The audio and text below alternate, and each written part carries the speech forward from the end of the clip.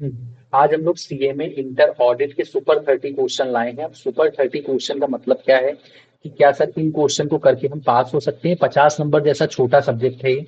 तो इसमें अगर आप इन 30 क्वेश्चंस को कर लेते हैं तो इसमें हमने सारे तीनों चैप्टर जो हैं आपके चैप्टर 1 चैप्टर 2 और चैप्टर 3 के इंपॉर्टेंट क्वेश्चन जो इस अटेम्प्ट में आपके इस अटेम्प्ट बोले तो जून 2025 के लिए जो इम्पोर्टेंट क्वेश्चन है उनकी लिस्ट हमने प्रिपेयर की है। तो इन क्वेश्चन को अगर आप कर लेते हैं तो मोस्ट प्रोबेबली जो आपके 3 क्वेश्चन आते हैं, मतलब कि अगर हम बात करें 7 मार्क्स की, तो आपके जो 6 क्वेश्चन आते हैं तो 6 क्वेश्चन में से 4 to 5 क्वेश्चन यहीं से कवर होने चाहिए, जैसा कि मेरा मानना है। अब इसमें सबसे पहला इंपॉर्टेंट क्वेश्चन हमने डाला है कि principle of governing and audit, जो कि आपका कई बार एग्जाम में आ चुका है, एमटीपी में भी दे रखा है, तो इसके आने के चांसेस हैं। Audit trial and it's provision, और इसमें जो भी हम जैसे टॉपिक दे रहे हैं तो इसका मतलब केवल ये नहीं कि आपको उसकी मीनिंग पढ़नी है, आपको उससे रिलेटेड बेसिक प्रोविजन भी पढ़ने हैं, कि खाली मीनिंग लिखने को एग्जाम में नहीं आएगी। अब यहाँ पे हमने डिफरेंस दिया है कि इंटरनल चेक की मीनिंग भी आनी चाहिए, इंटरनल ऑडिट और इंटरनल चेक, सॉरी ये रिपीट हो गया, internal check, internal audit and internal control यहाँ पे होगा, इंटरनल कंट्रोल, ठीक है। इंटरनल कंट्रोल, इन तीनों का डिफरेंस बहुत इंपॉर्टेंट है, एग्जाम में कई बार पूछा जा चुका है। चेकलिस्ट, इंटरनल कंट्रोल, क्वेश्चनर के बीच में डिफरेंस है, इन दोनों की मीनिंग आपको आनी चाहिए। उसके बाद 5th क्वेश्चन है audit evidence and it's method and need. Audit evidence क्या होता है, उसके मेथड क्या होते हैं, नीड क्या होता है। कोई भी क्वेश्चन अगर 7 नंबर का आएगा तो आपको ऐसा नहीं होगा कि उसमें जरा सा लिख के आप चले आएंगे, आपको उसके मेथड, नीड, ये चीजें समझानी पड़ेंगी, तब आपको 7 में 7 मार्क्स मिलेंगे। उसके बाद audit working papers, difference between current audit file and permanent audit file, ये काफी बार एग्जाम में पूछा जा चुका है, पूछे जाने के इसके चांसेस भी हैं, इसीलिए इसको यहाँ पे डाला गया। Audit engagement and audit programme, फिर ये बहुत इंपॉर्टेंट, एंगेजमेंट और प्रोग्राम की मीनिंग भी और इसका डिफरेंस भी। डिफरेंट टाइप्स ऑफ ऑडिट, जो आपके सोशल ऑडिट, ऑपरेशनल ऑडिट, ये सारे ऑडिट दे रखे हैं। ऑडिट बहुत इंपॉर्टेंट है, कोई भी ऑडिट तो आपसे एग्जाम में है उनका डिफरेंस पूछ सकता है। ये आपके हो गए चैप्टर 1 के मैंने 8 क्वेश्चन डाले हैं। ये 8 क्वेश्चन अगर आपने तैयार कर लिए तो इन 8 क्वेश्चन से आपके 7 नंबर का क्वेश्चन तैयार हो जाएगा। आई रिपीट, 7 नंबर का क्वेश्चन तैयार होगा।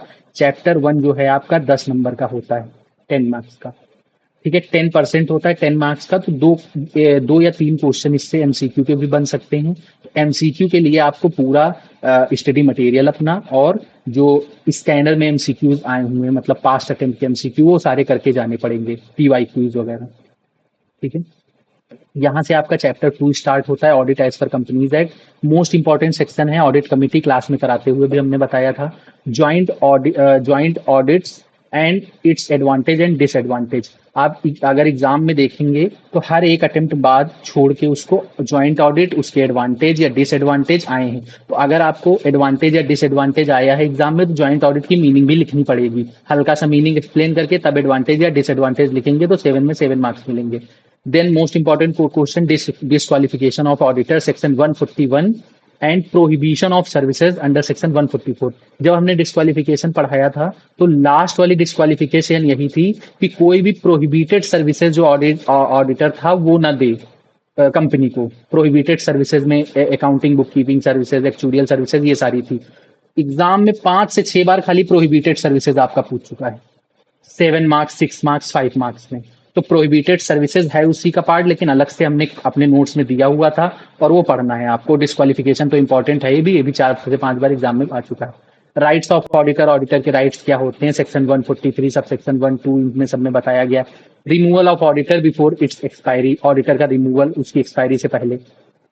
से अपॉइंटमेंट ऑफ ऑडिटर के जितने हमने बताया था, फर्स्ट ऑडिटर से लेके सारे सेक्शन थे आपके, सब्सिक्वेंट ऑडिटर, ये सारे।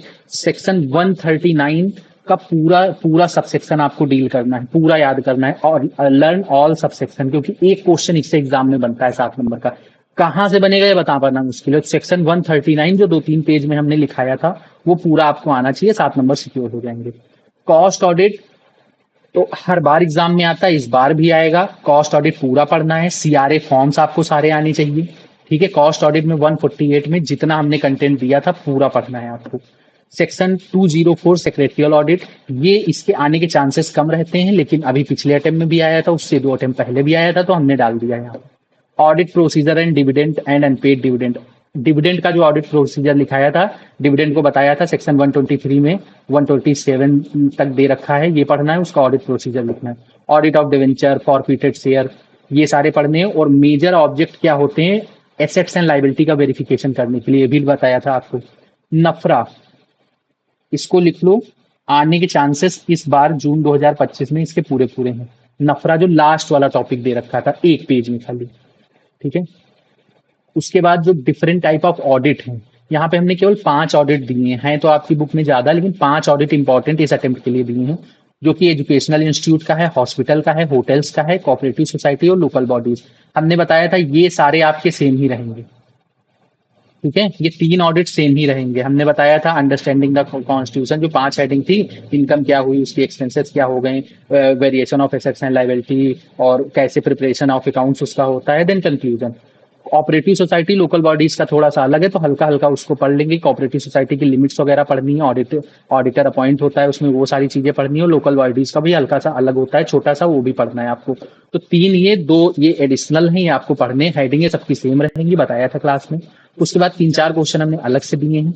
ऑडिट सैंपलिंग हो गई, ऑडिट टेक्निक्स हो गई, और सारे एमसीक्यू आपको जो एसे वाले थे, स्टैंडर्ड ऑफ ऑडिटिंग वाले, हमने कहा था एक अलग से पेज में सारे एसे लिख लेना, स्टैंडर्ड ऑफ ऑडिटिंग। क्योंकि एग्जाम में क्या होगा आपके कि एसे से कम 2 से 3 एमसीक्यू आएंगे, और 2 से 3 एमसीक्यू का मतलब 4 से 6 नंबर कवर करेंगे, तो आप छोड़ नहीं सकते। तो सारे ऐसे एक पेज पे लिख दो, एक पेज में सारे आ जाएंगे, उनको आपको याद करना है, क्योंकि बीच बीच में एमसीक्यू आएंगे तो आप जो है प्रॉब्लम हो जाएगी कि लिख उसको एग्जाम के एक दिन पहले ढूंढ रहे हो कि ये ऐसे किसका है, ये ऐसे किसका है। एक पेज में लिख लोगे तो ज्यादा अच्छा रहेगा, ठीक है। Provision related to fraud by auditors, auditor के द्वारा जो फ्रॉड किया गया, एक सेक्शन था तुम्हारा सेक्शन 143 सब सेक्शन 12, ठीक है। ये वाला सेक्शन आपको जरूर पढ़ लेना एग्जाम के पॉइंट ऑफ व्यू से, ठीक है। तो अगर आप इतना करके जाते हैं तो ऑडिट में जो 3 क्वेश्चन है, मेरे हिसाब से तीनों क्वेश्चन आपके अटेम्प्ट होने चाहिए। ये 30 क्वेश्चन है, 10 दिन में बिल्कुल रट डालने हैं आपको, ठीक है। इतना कर लोगे काफी।